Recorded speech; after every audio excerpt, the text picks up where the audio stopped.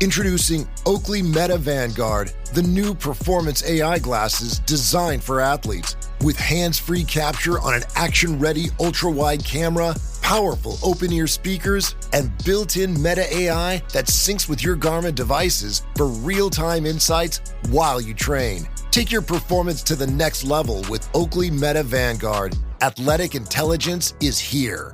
Learn more on meta.com. Wish you could become a morning person? You know the type, up before the sun, early morning runs, first one to the office with donuts and a smile. How do they do it? Easy. With the new Galaxy Watch 8, sleep tracking and personalized insights from Samsung Health help you improve so you can wake up to a whole new you. One who, dare I say it, skips the snooze? It's possible. Train your sleep with Galaxy Watch 8. Learn more at Samsung.com. Requires compatible Samsung Galaxy phone, Samsung Health app, and Samsung account. I'm Gary Birtles, one of the old gits from a long time ago. You've got to tune into Tricky Talks, I believe, so just do it. All the best.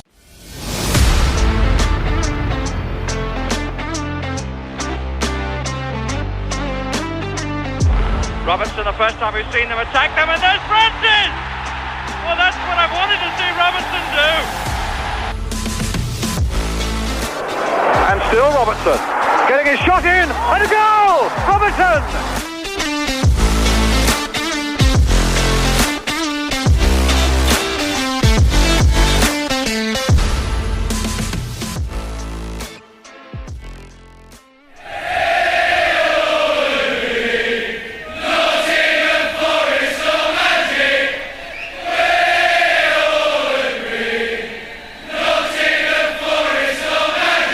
Hello and welcome along to the Tricky Talks podcast as Forest grab their first win under new manager Sean Dyche and their first since the opening day back in August after beating Porto 2-0.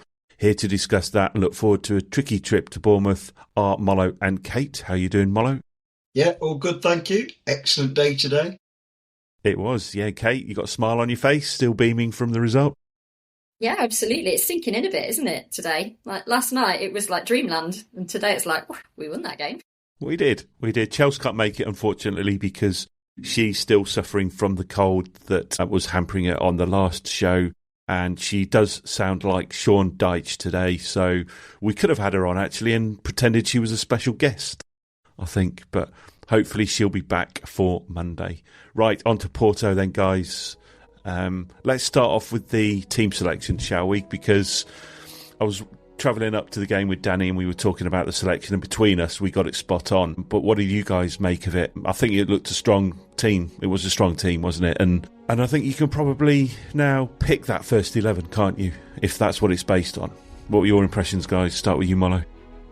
I think if you'd have asked 100 Forest supporters with a little bit of knowledge, they would have picked almost exactly the same team, knowing that Chris Wood was injured. Only possible change from that team now, aside from players coming back from injury, has Savona, and we'll come to that later, I'm sure, played his way into contention to start. Well, he certainly played his way into contention. So it's the team we all would have picked. And as soon as I saw the team, it was a big sigh of relief. I thought, yes. Yates was on the bench, and you always knew that if Yates didn't start, he was going to play a part. And it just felt right. There's youngsters on the bench, which I haven't checked it out today, even though I've read everything there is to read today, because I've been at home today. I presume that was something to do with the rules of the UEFA and all that sort of stuff. I think so, yeah. But fantastic, absolutely. As soon as I saw the team, it raised my spirits to think, you know what, as good as Porto are, that's a decent looking side on paper. You were quite enthused by it as well, weren't you, Kate? I know you put something in the group that and being quite pleased with that team. What did you make of it when you do have similar thoughts to Mollo when it was released? Yeah, pretty much. It was lovely to see a team that you might have picked yourself. You know, we were getting used to the whole, why is that? Why has he done that? Kind of scenario. The only thing was Yates. I did think Yates might start in the pre-match press conference, but was happy enough to see him on the bench. And actually really loved to see Igor starting, and really great to see them get full minutes, some of them as well, or really, really long minutes, because we were sort of led to believe they could only play a bit part, some of those players. But actually, yeah, it was great. It was great to see them out there. playing with confidence and flair. And yeah, I think as soon as we saw that team sheet, we were like, okay, yeah, bring it on. That was the key thing, wasn't it, that stood out for me right from the first whistle. Kate, you said play with confidence and flair, and they did, didn't they? But also with an added little bit of bite, I thought, as well. They were almost snapping at the ankles of the opposition when they had the ball, and they were all doing it as well. 100%, because let's make no mistake, Porto are a good side, and I still think they looked a good side last night in terms of where they could play. And the midfield battle, which I'm sure we'll get into, it was so good. Their number 8, the blonde guy, was a class player, and in the first couple of exchanges with Anderson, Anderson realised this guy's no mug, not just on the ball, but he's the way he snapped into it. He reminded me of Paul Ince, the way he could cover 3 yards like it was only 2 and challenge for the ball. And they had an absolute superb battle. So, yeah, really good quality, really physical. Some of the challenges flying in from both players, I loved it. Obviously, we're going to say this, and I'm sure we'll get to this later. I thought the game was well reffed. VAR intervened, and for once we got on the right side of it. Really, really enjoyed the game in so many different ways. The structure, and it's such a cliche, and everything we hoped came out in the very first game. Obviously, we need to continue it. The structure was fantastic. And I don't know about you guys, but I actually watched the game and didn't feel worried about when Porto had the ball. Of course, they caused some scary moments along the way, but I didn't think every time they came forward, oh no, here we go. And even set pieces defended generally quite well. So really, yeah, really, really enjoyable. Yeah, let's carry on the conversation about the midfield then, because they were exceptional. Gibbs White, Anderson and Douglas Luiz in particular were really, really good, weren't they, Kate? And I don't think you could have asked for more from those guys as a midfield three. They absolutely did their job. Like we said, they were first in the tackle, they were pressing, they were showing a bit of skill and a bit of flair and pinging the ball around quite nicely to the wide men, weren't they? Yeah, and just the phrase I've heard used a lot today is we're back. We've got Forest back. We've got our team back. And that was so evident in watching Morgan Gibbs-White in particular. You know, he was absolutely on it. He was the player that we know he can be, the player we love to watch. He was, you know, taking nothing away from the other two. Douglas Luiz has got to be a contender for man of the match. We'll get to that later. Anderson's always a contender. And actually, like Mollo said, it was really nice to see him get challenged, but for him to really just keep digging at it. But for me, just seeing Morgan back, just seeing him, just again, I say it again, confidence and flair, but he was captain. You could tell that it was a captain's performance as well. He wasn't just playing his football, he was captaining that side. And yeah, just amazing. Lovely to see. One thing I do want to talk about Anderson, actually, there was a moment in, I can't remember which half it was, but it was pretty near you, Kate, I think, and maybe level with the tunnel. He was battling for a ball with another Porto midfielder and he used his strength to shake him off quite easily. It was a good old-fashioned shoulder charge, and for a smallish guy, he doesn't look that strong, but he is. And I thought that was typical of the midfielders in general in terms of how they were playing for the whole game. I can't remember which half was it the first half or the second? Do you know the one I mean? Yeah, I do, and I think it was first half, and he just.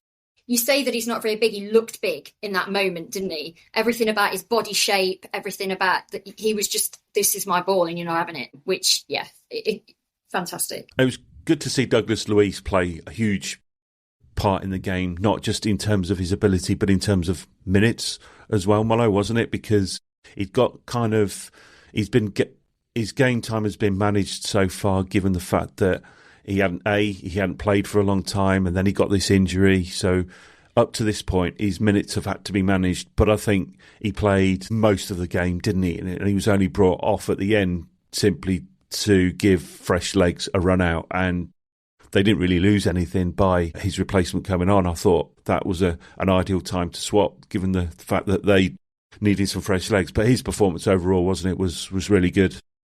Superb. And we've alluded to put it into context, when we played our last good performances of probably against Brentford weren't at it really. They were a little bit in disarray at that point.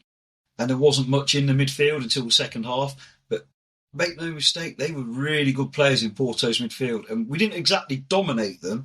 It was just a superb midfield game of football, class players all over the place, and Louise was absolutely the centre of that. I'd go so far as to say, if Louise and Anderson are both fit for the majority of this season, and that's not to take away from any of our other midfield options, the season could have a very positive trajectory. I'm not suggesting we're going to win the league, and if we did, by the way, I still would want Sean Dyche, unlike a certain other guy.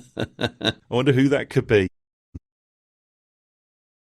The most ridiculous thing I've heard as a Forest fan in a long time, somebody saying on a pod, I don't know if it was on a podcast or on Twitter or something, with quite a lot of followers, saying something along the lines of, if we win the league, I still don't want Dyche. I'm like, is he serious? That's all periphery. Louise was superb. He's the player we hoped he would be. And every time he's on the pitch, he is that player. I just really hope that he is on the pitch for the majority of the season now, or most of the season. And again, not to take anything away from any of the other options, because they all came on and did really well. It's just, I don't want to be too positive, but I already think we've got top end centre-backs when we play properly. But to have top end central midfielders is frightening. And like Kate's already said, massive props to Morgan Gibbs-White, who's been sometimes, I think, unfairly criticised. People looking to moan about this, that and the other. And, he should have got rid of him, and the rubbish people come out with. But last night, he was something else, wasn't he? Yeah. He said, didn't he, I feel like I can breathe again. Something like that I read in one of his interviews. And that's exactly how it looked. It looked like he'd been jump-started. And you could see that relaxed player, confidence, just absolutely smashing it. And the one time he lost the ball, he got it back within about 3 seconds, didn't he? It was so, I was thinking, no, he's been brilliant, and someone will jump on that now, but he got it back straight away. And I'd love his attitude on the pitch. And like you've said it, Simon, that midfield three, when they play well like that, they're a match for anybody. And that's not to say they'll be better than everybody every game, because football doesn't work that way, but they'll be a match for anybody. But I still think we should go out and buy their number 8. Yeah, all of a sudden, you think about the spine of the team, the core. You've got those three. If you think about they sit in the middle, you've got Milenkovic and Murillo behind. You've got Sells behind them. And you've got, obviously, Wood, who's a proven commodity, and Jesus is on form up top. You've got a really, really core spine now, haven't you, that if they can stay fit, they've got a really important part to play for the rest of the season, like you say, Molly.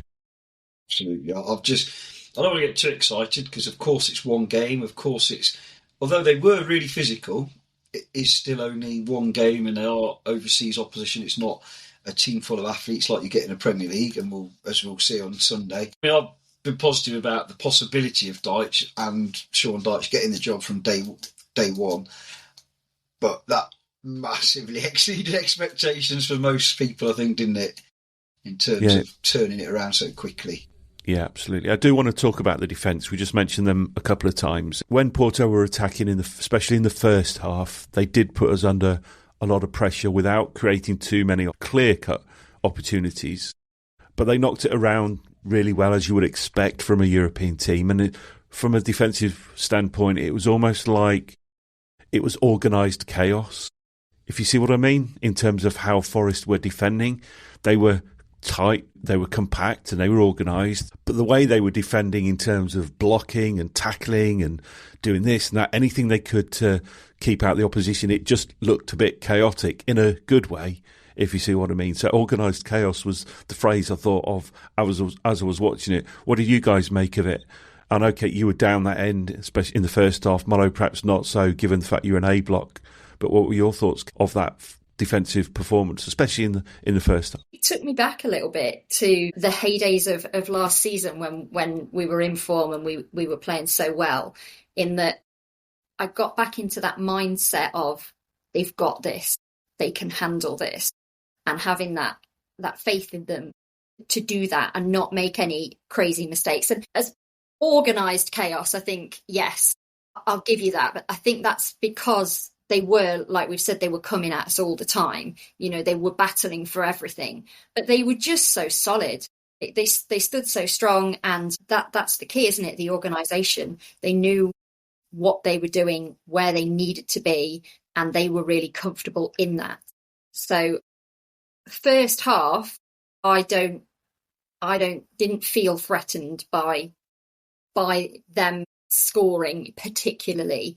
I didn't think, we've got to half time under, dare we mention his name again, under Ange a couple of times and been 0-0 and thought, oof, but didn't feel secure in it. It felt a lot more secure. You could see what they were doing. It was Forest. It was. A couple of things I want to pick up on is that the strategy they had from corners for Porto, they didn't catch on very quickly to the fact that Porto liked the short corner. We could see it up here. We kept screaming, they're going short, and it was obvious. But it was only in the second half where they started to send a man out there to stop that short corner. So it was a little bit worrying to think, well, where would that instruction have come from to deal with those short corners? Because they couldn't get their heads around that that's what Porto were favouring. Mollo, I don't know, should the Milenkovic or Murillo have sorted that out? Should it have come from the captain? Should it have come from the manager? Because it wasn't an adjustment they made very quickly. I'm nitpicking really because they caught them out, but throughout the game with those short corners, it was quite worrying that they were going to pose a threat. I think a team that takes a short corner is a team that doesn't think they can score from a proper corner. My view was, we saw it straight away because they literally had someone coming in on the line, didn't they? On the touchline, we were saying, they obviously haven't got the confidence they can beat us in the air. I saw a comment from a Porto fan today talking about we're quite a big team for Portugal, but they're miles bigger than us. And I don't think the short corners hurt us. And I think, from a coaching perspective, if a team is taking a short corner, it's perfect because you can squeeze out. As long as you keep organised, as we were, or organised chaos, they're not going to hurt you. And the only time in that start of the second half, credit where it's due, Porto played some really impressive football and made half chances and half opportunities. But as you said, Simon, particularly those front post blocks are absolutely superb from Milenkovic and Murillo.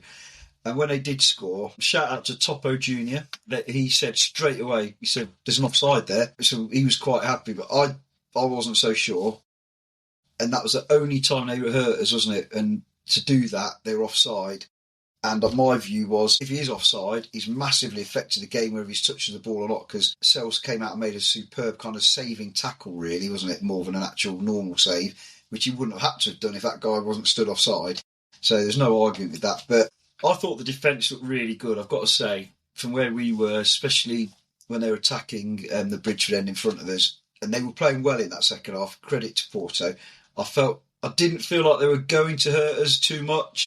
And even when they scored initially, I didn't know it wasn't going to be disallowed, I actually felt like, we can still get back into this. There's a different way about us, and you could see the way the players were geeing each other up and whatnot. Really, really think it was a Brian Cloughism, wasn't it? I know we'll probably talk about Sean Dyche's contribution.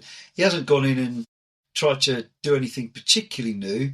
He's gone in and said to these players, you're really good players, you've had success, I've seen you do it, let's do it again. And obviously he's worked a little bit to do it his way. I loved watching him on the sideline, by the way. Yeah. Did you notice any tactical changes given the fact that a new manager was in place? There's three things that I spotted quite quickly. One was when talking of corners, Porto had at one point in the first half they had 5 men at the back post waiting for the corner. Forest didn't go man for man and try and mark all five. They were really solid in a line and waited for the Porto attackers to make their runs before they then thought about which one they needed to pick up. So they didn't panic, thinking that there was 5 men on the back post marking Zinchenko at the time, and Douglas Luiz was there as well. So that was the first thing I noticed, that they looked more confident on set pieces, which was obviously a concern going into the game. The second one was when they were building from the back and the ball was out wide, Milenkovic and Murillo split quite wide themselves and left Douglas Luiz almost playing centre half, which I thought was quite clever because they've now got an extra outlet to play from the defence, including somebody who's a bit of a flair player who could help with that. So that was something I noticed. And the third thing I noticed was they were quite keen at pinging those long balls down the wing from the full-back area. I noticed that because I was right behind them in the first half down that right-hand side, and it was quite clear that was a a tactic that they'd been told to do, because I don't recall them doing that too many times. But did you guys notice anything, Kate, any tactical changes to not so much the formation but the way they play? Yeah, I think to me that was as expected. A lot of that is what we were led to believe, or what we've seen previously comes with Sean Dyche.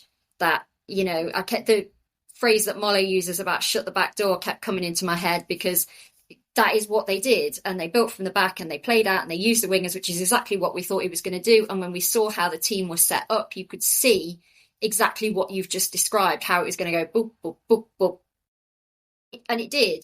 And what I would say is I think that works beautifully in the game last night. Again, it is different when we get to the Premier League, because there are going to be people that are maybe expecting that a little bit more, or are a bit better drilled in how to deal with that. But if we can do it well, it is your fundamentals of football, isn't it? Which is what any team needs. My niggle, and it's little, because I know we've already mentioned niggles, is before we knew that goal was offside, and as much as I thought there might be an offside, that didn't necessarily mean I thought we were going to get given the offside.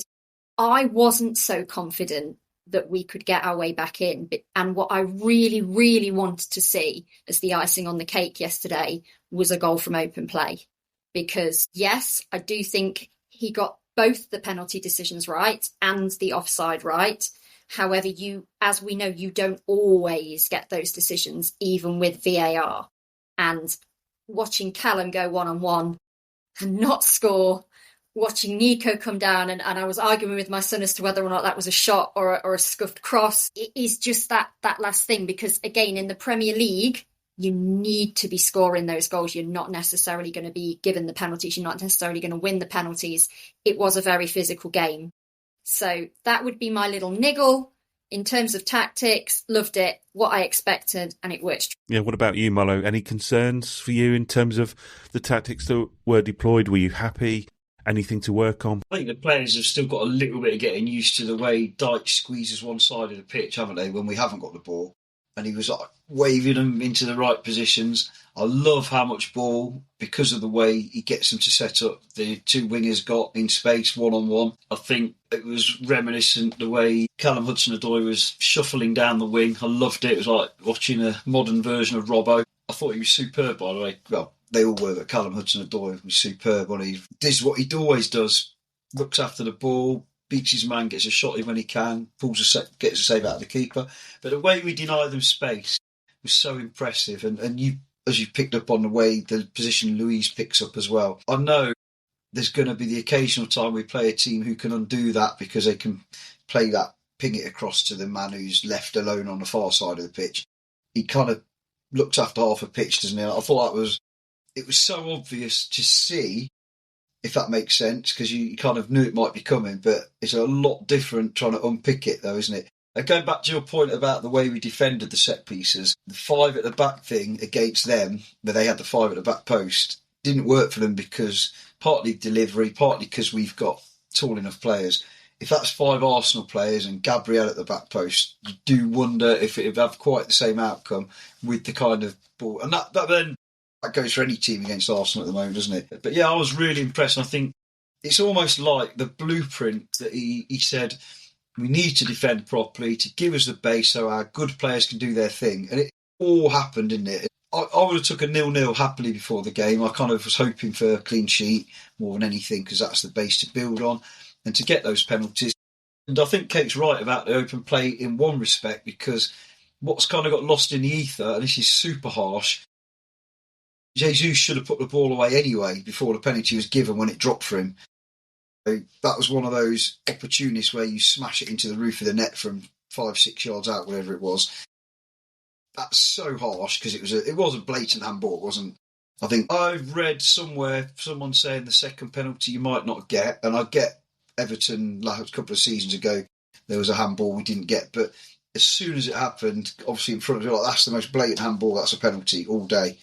And then having seen the second penalty, at the time I actually thought, because of the way he went down, because he's so tall, I thought it was a typical kind of Italian diving thing. Having seen it back on TV, he had two nibbles, didn't he? It was stone wall in the end, so it's a funny one, isn't it? I don't care how they go in. I did think there was a question mark over that, the fact that he got initially booked for diving, because he was really upset when he got that. And if he'd have dived and got booked and it was a deliberate thing, I don't think he'd have shown that reaction. So I did wonder if there was something in it. And I said to Danny, I wonder if this will go to VAR, if there generally was contact. And obviously, thankfully, it did. But when you get to those scenarios and he goes and looks at the monitor, they're almost always overturned, aren't they? Almost. So as soon as he went across to the monitor, I said, that's going to be a pen. It was stone wall, though, wasn't it? I didn't realise how much contact it was. Well, the crowd cheered for the pen when he went over to the screen, didn't they? Like it had already been given. It was a lovely turn for a right back as well. Yeah. So what do you make of Savona, actually? Because we talked about Zinchenko being left on his own at the back post to mark 5 defenders, and he's quite small for a winger or a wide defender, if you like. But Savona came on and played really, really well, I thought, and obviously won the pen, and he's that much taller. Do you think there is probably his best game in the Garibaldi so far? Do you think he's now going to be pushing for a starting spot on a more regular basis, especially given the fact that Zinchenko looks to have injured his groin again? Where do you stand on that with Savona? Do you think he's got a role to play in the next few weeks? Yeah, I think so. I'm still not 100% convinced on Zinchenko anyway. He was one of the only player that I was talking to people about pre-match about. He was the only one that was a bit like in the team sheet. And partially I think that's because, as I've probably said on here before, sometimes I don't think I quite understand what he was meant to be doing before. But he did do better. You know, he was playing better. I wasn't sad to see Savona come on. And he's a big guy. And like the rest of them, he came on with a point to prove, and he was given a different job entirely, but obviously a different brief by Dyche, and he stepped up to the plate and did it beautifully. And isn't it nice to struggle to find a player not to praise, you know? And you know, he's just another one on a list of players that had an absolutely excellent game. And he looked comfortable in that position. He looked comfortable in the squad. He looked like he should be there. And you almost to the point where you stopped noticing him because he just fitted in so brilliantly. So I absolutely think it's his place to lose. And it did, you know, when Zinchenko sat down on the grass, you thought, yeah, he's coming off. He's proper injured.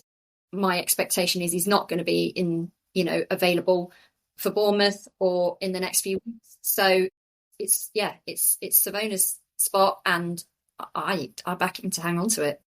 Yeah, absolutely. Let's talk about the 2 penalties then. Mollo, obviously the first one was at your end, and you said it looked like a stonewall penalty. It was difficult to see for me what exactly had happened, but it did go to VAR. But were you surprised the ref didn't spot it in the first place, given the fact that you said it was a stone wall and you could see it quite clearly? Well, we're looking straight across, and it was on our side, wasn't it? Where the ball came over, you could see the way it hit his arm and rolled down, and it was a really good ball in that you felt that Jesus would do something with, and he didn't get that opportunity other than after the handball. And straight away we were like, that's a penalty. That's a penalty. That's going to be a penalty. And as soon as the game was paused, we were all convinced it was going to be a penalty. So no problems with that. If it had been given against us, I'd have been saying, well, it was probably as blatant than that brain dead one we had against Brentford when Sangare decided to do what he did. So it was probably on a par with that, in that you'd have to be very, very one-eyed and biased to say it wasn't a penalty kind of thing. And to be fair, Porto fans and what I've read, amongst other things, they accepted they were both penalties. Yeah, I should clarify myself. Obviously, the ref did give the penalty initially, but it did go to VAR for a review. Now, I don't know whether that is standard for penalty decisions. So, yeah, I just wanted to clarify that at least the ref did spot the handball and he did give it. It just seemed, from where I was, a bit of a delay because I couldn't pinpoint the exact moment that there was a handball. So it seemed as though obviously we could see the ref pointing, but it was difficult to know or understand what he was pointing for, if you see what I mean. But let's go on to the second penalty then. Were you surprised Gibbs White handed it to Igor Jesus? Because I heard the interview he gave to Colin Fray on the way home where he said he wanted to be a good teammate and a good team player to give him a bit of confidence to get that first home goal. But if I was in Gibbs White's shoes, I'd have wanted to get on the hat-trick. And I think Steve Hodge alluded to that as well. What would you have done, Kate, if you'd have been on the pitch? Would you have been greedy and gone for two? Or would you have think, oh, I've already scored one, the keeper knows which way I like to shoot, I better hand it to a teammate? I did wonder if it was linked to the celebration. He did the ball up the shirt thumb-sucking celebration, didn't he? Yeah, he did. Which I think was the first time he's done that, was it? Yeah, I think so. I didn't know that he was an expectant father. So I did wonder if it was to do with that he wanted him to have his moment to announce that. Yeah, it was. I think I would have taken it. I think he was having such a good game, wasn't he? I think I would have taken it. But again, is Jesus suspended for the next European game? He is, yes, I believe. Yeah. Yeah, because of the yellow card. 2 yellows. Yeah, so I did also wonder if that came into it, that he knew he wasn't going to play the next one, if he'd worked that out. There could be any number of reasons, couldn't there? But I mean, it's a lovely thing to do, isn't it? But no, if it was me, I'd have taken it. You talk about him being suspended for the next game, and Danny mentioned it to me earlier, so I knew that was going to happen. But I was a little bit concerned that goal celebration went on for ages, didn't it? They'd gone over, they'd celebrated as a group, started to make their way back to the halfway line, but then Jesus turned round and started to do his trademark celly, didn't he, with the old roar? And I thought, come on, just get a move on, because they're waiting for you, and everyone else was back towards the halfway line. And I thought, oh, I hope the ref doesn't book him again and he gets sent off. So I was a little bit concerned about that, but I'm glad he's now done that celly right in front of the Trent end and the Peter Taylor stand. So that was good. Right, obviously, it finished 2-0. Let's talk about the Porto goal that wasn't very quickly.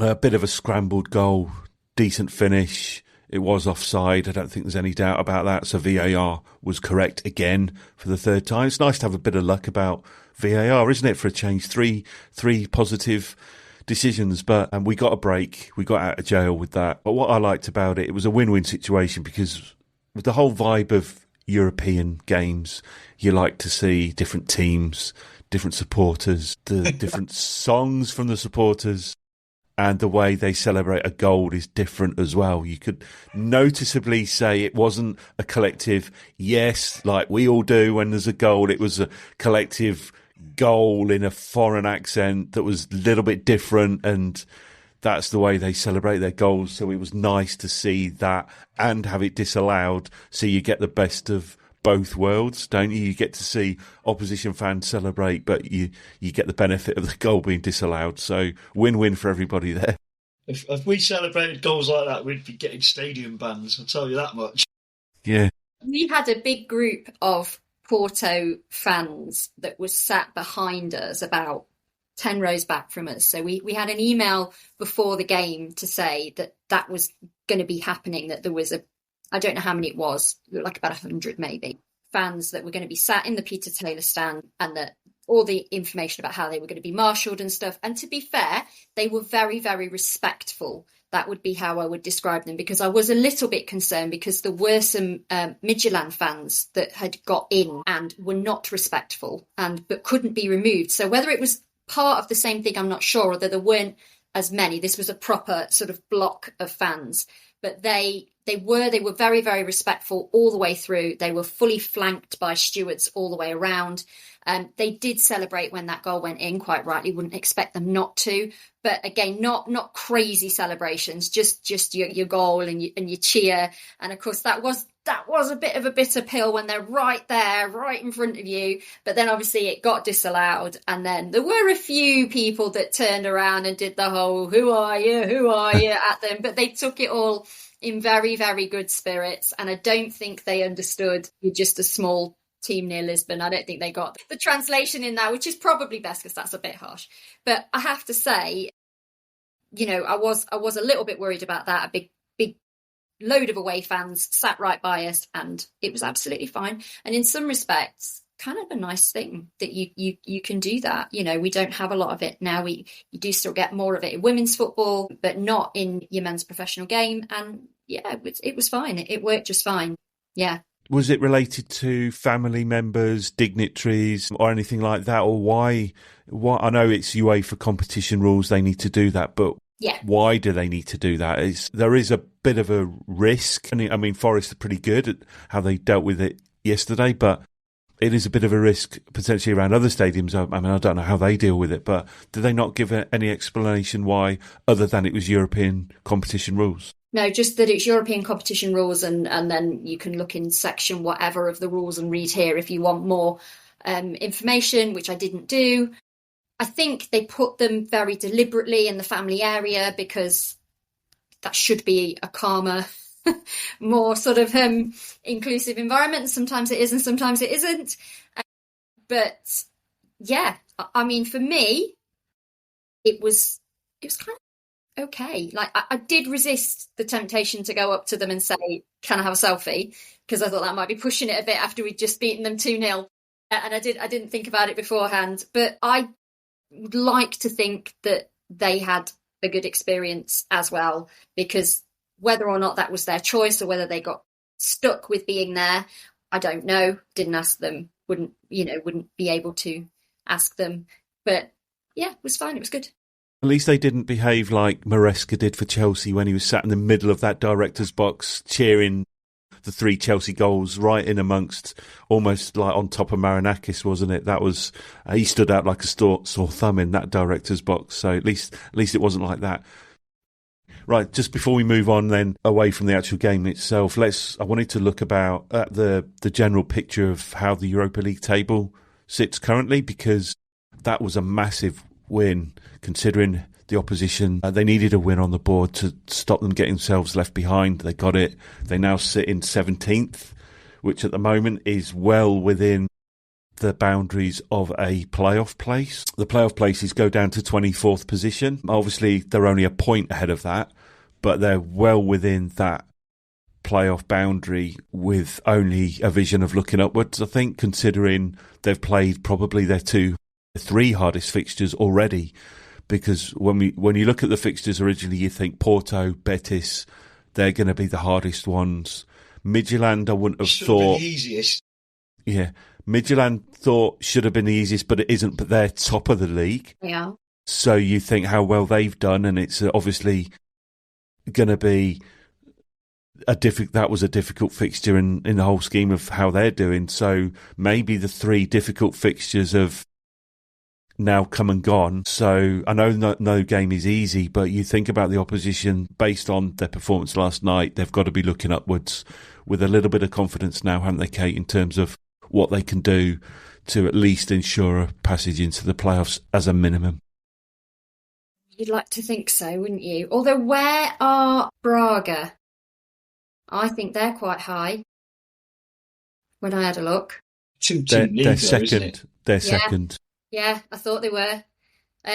So let's see if they're still second. But yeah, again, if we play like that, here's all the ifs. Here's the ifs, buts and maybes. If we play like that, if we play that style, if we play with that confidence, then you would back us to give a good game to anyone, Europe or Premier League. Not necessarily win, but give a really good game, give a good account of ourselves. And it is just one of those things, isn't it? My heart very much says, yes, please let us get out of the group stages and progress through Europe. My credit card, however, is definitely team, let's go out now. So we'll see which one wins out. But no, it dare to dream, isn't it? You know, we were counting ourselves out a little bit, and now after last night, yeah, everybody's on Skyscanner looking at flights for Turkey again, aren't they? Yes. Braga and Midtjylland are 2 of 3 teams that have got 100% record after 3 games. The other one is Lyon. Braga have scored 5, conceded none at this moment in time. So that does, in hindsight, look like a really difficult game to come. But they've got Sturm Graz and Malmo on the horizon this year to look forward to. So and Malmo are quite low down, aren't they? They're not having a good time. Let's have a look. Sorry, I did look at this earlier. Yeah, so Sturm Graz are 27th, so they sit just outside the playoff zone on 3 points. They've won 1, lost 2. And Malmo are 31st. They've only got a point. They've yet to win. So a lot depends on who you've played as well, does it? But Brog, was it Sturm Graz beat Rangers or someone, didn't they? Someone. So yeah. That doesn't really count if you beat a Scottish team. Rangers are bottom. Yeah. 0 points from 3 games. One thing I will say, though, about our possibilities, they're a hell of a lot better now we haven't got that idiot in charge. Indeed. Come on.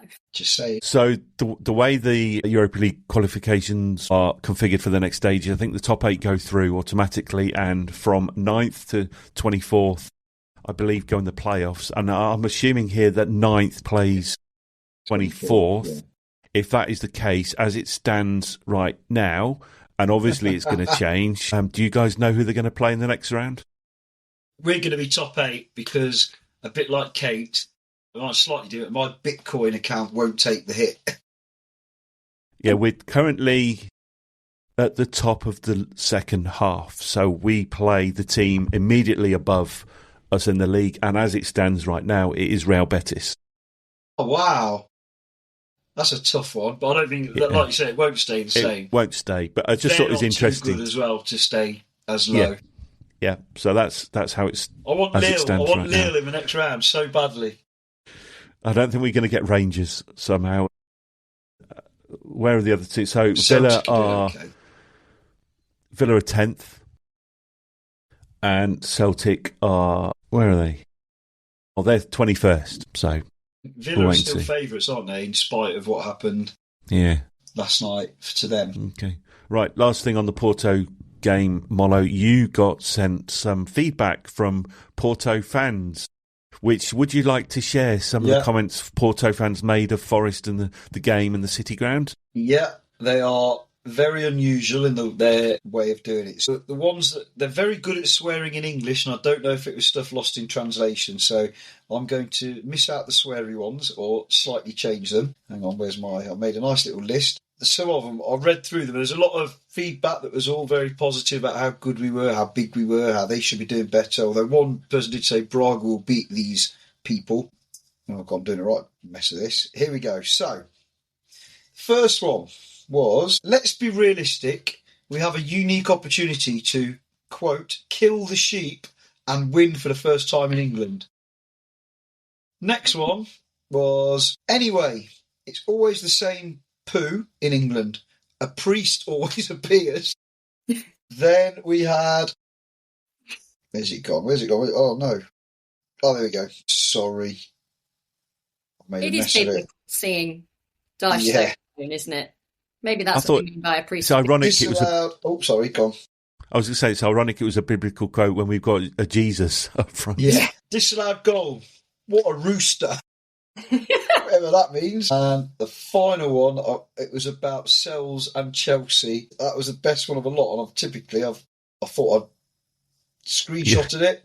I'll find it now. I'm really sorry. If I go quiet. Was that the one about the... It's worth the wait, people. It's worth the wait. It is. It's hilarious. It is very funny. We just need a drum roll. Sells and Chelsea. I can't even say it. Sells and Chelsea sucked 2 chickens. What does that even mean? It was unbelievable. Oh, I'm sorry, the final one, to round it off. And we come back, only if we take a sausage, we are not able to make 2 passes. I've no clue. And there was some sensible, informed comments in there as well. I'm going to put it down to maybe Google Translate or something. But if that's their way of talking about football, fair play to them. Very odd. Yeah, when I read through it, I was laughing my head off. And roosters, what a rooster. Yeah, chickens, roosters, sausages and priests. A way to describe a football game. Yeah. I'm not going to repeat what they said about the referee because I don't know what it means and I'm worried it might have undertones that I don't know about. But I assume it's to do with the colour Romania normally playing. But I don't know beyond that.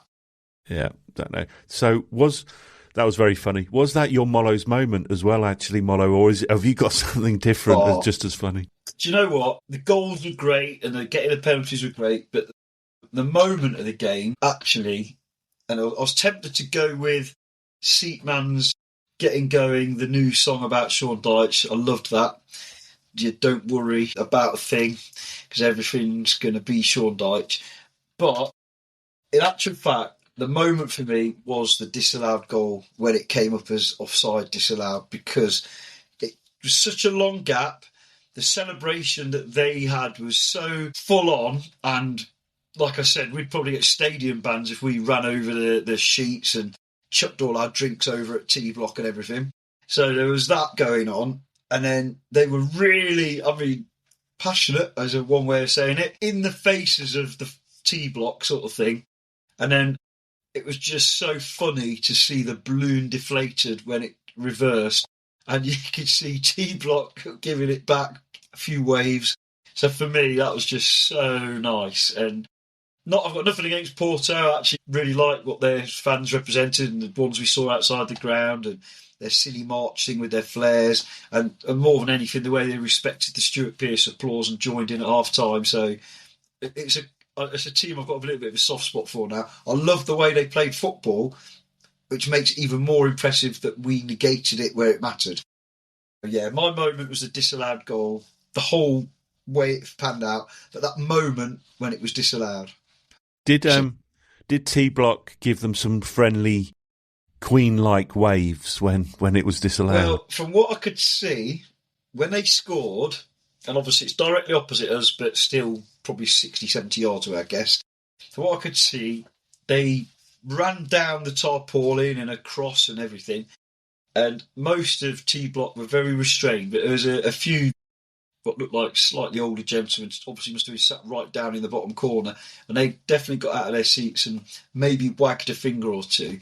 But once it was disallowed, you could see the whole of that section up and just giving it out and who are you and all that. And it was proper old school in a way, but fun. And, I'd like to think the thing with the fans that sat in the Peter Taylor, you'd like to think in these sort of family-friendly days, we're beyond all what it used to be like. But there is that potential catalyst with the passion that there is.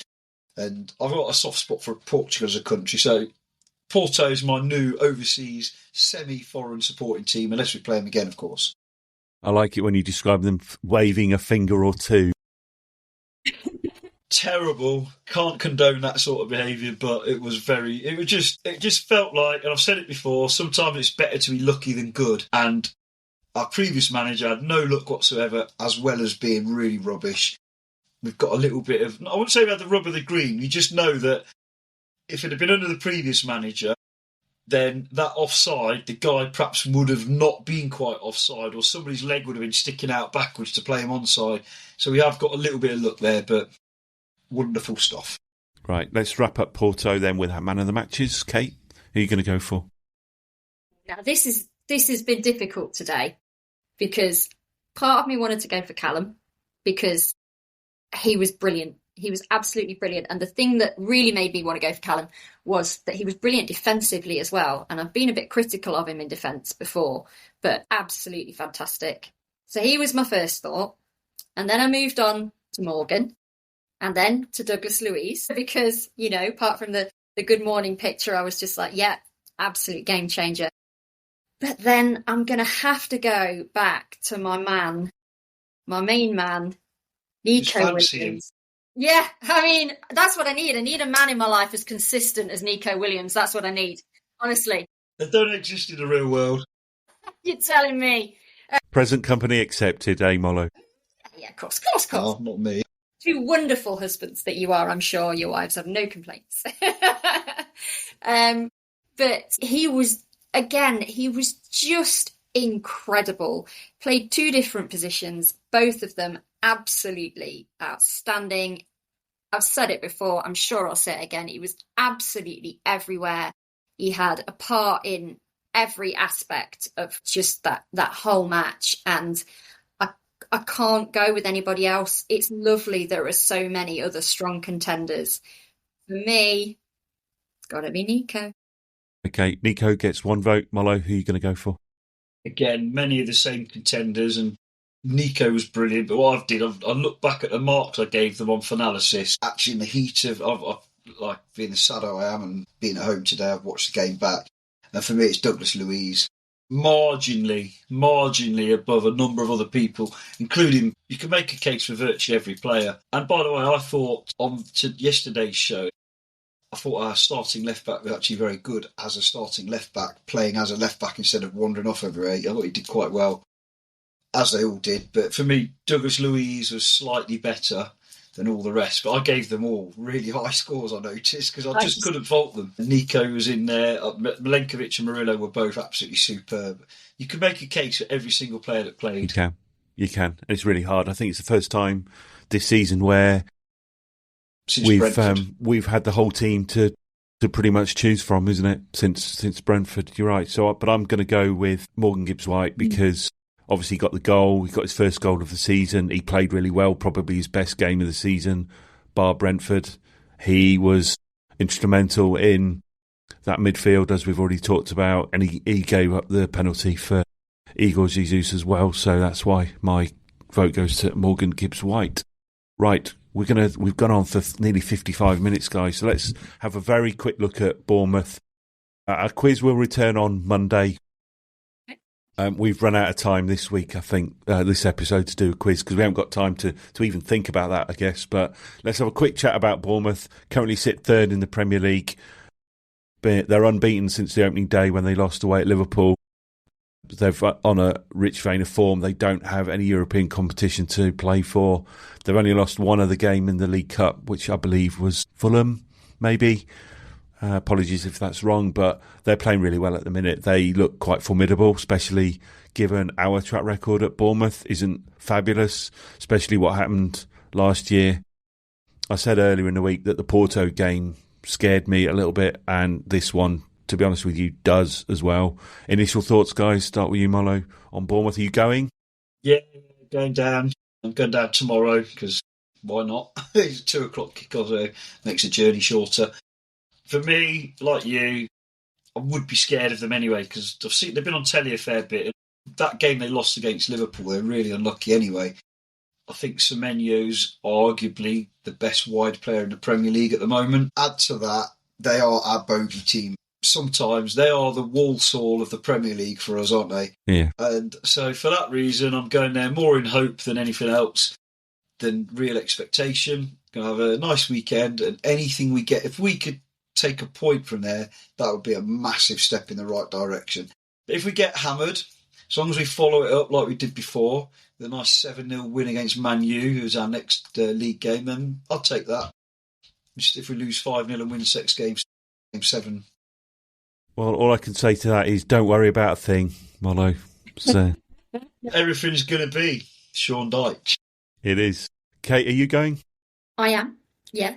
And do you know, when they were talking about Sean Dyche as potentially taking over, I can't remember what this was on, who said it, who I read it by, so I can't quote them directly. But I read somebody said nobody's going to be quaking in their boots at playing Forest if Sean Dyche takes over as the manager, okay? They might be if they watch yesterday, because that was a really good performance. It was some really good football. It was a really good performance, and I've said that twice, but it's worth saying twice. So I would say we are in our best place that we have been for a very, very long time to make the trip to Bournemouth and give them a real game. And so for that reason, I would say let's have a go. Let's have a go and see what happens, and take that new manager bounce and take that confidence and flair and take that bite and that battle to Bournemouth and see what they've got to say. And we might get beat badly, but you never know. We might just come back very, very happy supporters. Early team news from Bournemouth is that Evan Nielsen is definitely out, so he won't be playing, which is great. David Brooks has been training, but he's not sure whether he will be available, the manager. And he's also made reference to Sean Dyche in that they know how Sean Dyche's teams prepare, but he's pretty much admitted that he's not sure what to expect tactically, which goes back to the point I made on the last show around the element of surprise with no film or anything to go on other than the game against Porto could work in Forest's favour, of course, so we shall see. What about your score prediction? I'm going to go first. Again, I'm always a pessimist when it comes on the podcast prediction league. I've forecasted a defeat, so I have to stick to that. And I'm going to go a 1-0 win for Bournemouth. Unfortunately, what about you, Mollo? Have you updated your predictions? I haven't, because I also forecast a defeat, and I'm going to go 0-3, just because it's Bournemouth and because they are our bogey team, and it's not exactly a free hit in terms of some games have been in the past, but anything other than a hammering down there is a bonus, because everything Kate said, we could have cut and pasted and said it before we played them last season. Do you know what I mean? Do you know what I mean, though? We were in a great position to go down there last season. Nobody thought we were like, let's get this bogey over now. We're playing really well. We're third in the league. This could be it. And we got smashed 5-0. So one good game against a European team, I think we're in a much worse position than we were when we went there last year. And that's not being pessimist or negative, because I'm really, really positive about the way we're going. I just think it's one of those. It's written in the stars. It's Bournemouth. It is. Right, Kate, you're bottom of the podcast prediction league with 0 points because you haven't predicted any scores correct yet. So whatever you predict now, we know it's not going to happen. So what are you predicting? Bournemouth to win. Bournemouth to win. Do you know what, though? I did say that we'd win 1-0 yesterday, and they did better than that. And I did relook at my prediction league, because I am, as you say, rock bottom, haven't predicted anything right. Thanks for, bringing that up. Really appreciate it. And I decided to go for a draw. So there you go. I'm digging in and saying, we're in this game. Don't write us off. What did the big man say about writing us off? I'm going for 0-0. Okay, we shall see. Take that all day long. Me too. Yeah. Right, that's it. That's the predictions done. Any other business, Kate? We'll start with you. So, yes, I want to say that I am going to Bournemouth. I was only able to get one ticket, and I was absolutely delighted when I got that ticket. But I'd started to feel a little bit nervous and anxious about the idea of travelling all the way to Bournemouth on my own and doing really my first ever proper away day on my own. So I popped a message in the Garibaldi Girls group and said, is anyone going to Bournemouth? I am going, really pleased to be going, but a little bit nervous about going that way on my own. And, I am a pretty confident woman, as they say, but yeah, I was feeling a little bit vulnerable about the idea of doing that journey on my own, and straight back with some replies of people that were going. And the absolutely lovely Jo has not only said that she is going, but she has offered me a seat in her car. So I am getting a lift with her, and I'm going on a Garibaldi Girls trip up to Bournemouth. And I just want to say thank you to her, but what an absolutely fantastic supporters group to be a part of, because, you just reach out and they're absolutely there, and they're saying, not only am I going to say hello to you when you're there, but come and have a seat in my car. And I just had to bring that up because the Garibaldi Girls are bloody brilliant, and massive thank you, of course, to your daughter Mollo, Ellie, for setting all this up and making it possible. And I just had to say that at the end of the podcast, because it means the absolute world to me that somebody has said, come with us and enjoy your day. So cannot wait for that. And I really just wanted to bring that up and say, big up the Garibaldi Girls, big up Jo, big up Ellie. Brilliant. So you're going to have to put a link to the podcast in the Garibaldi Girls chat now, just so they can listen to you waxing lyrical about Jo and Ellie. Do you know the best thing about the Garibaldi Girls? Go on. I may have mentioned this once or twice, but it's the name. Yes, love it. Whoever thought of the name was... Whoever thought the name was a genius. Was that you? It's you, Mollo, wasn't it? But I could guess. Right, I was going to leave the final word to you, Mollo, but I guess you just have, haven't you? No, seriously, anything you want to bring up before we go? No, looking forward to the weekend, regardless of what happens. As we say, going there more with hope than real belief, but who cares? It's Forest. Who knows what's going to happen? Well, if they do lose, at least you get a day beside the seaside. So, there you go. Right. That's us done for another week. We'll be back on Monday, where we're going to talk about the Bournemouth game and look forward to another one against Manchester United. Thanks again for listening. Bye for now.